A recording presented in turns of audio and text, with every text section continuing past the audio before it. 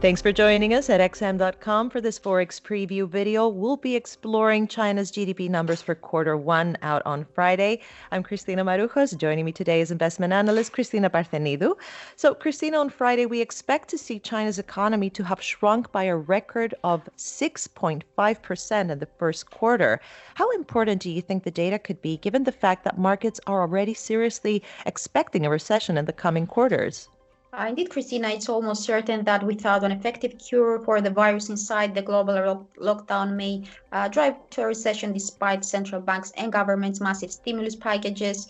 However, what markets don't know is how big this recession could be and whether it will be more serious than the one in 2009. So China's GDP growth figures could give some evidence on that, probably also helping economists to figure out whether they can afford such a free fall and enlighten those who haven't started the gradual removal of restrictions to have a better picture on when they can proceed to avoid a serious default.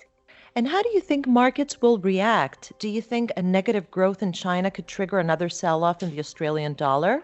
Well, unless we see a sharp miss in forecast, I think markets may not react much. The problem will be if monthly data on retail sales, industrial production, and urban investment fail to meet expectations of a softer decline too after posting double-digit record declines in February.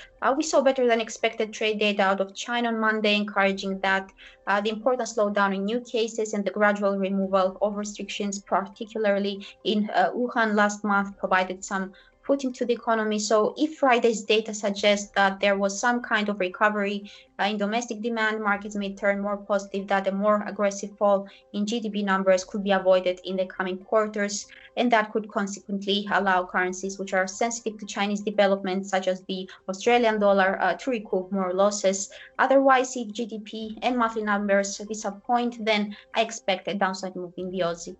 Cristina, thank you for joining me today, and thank you for watching this Forex Preview video here at xm.com.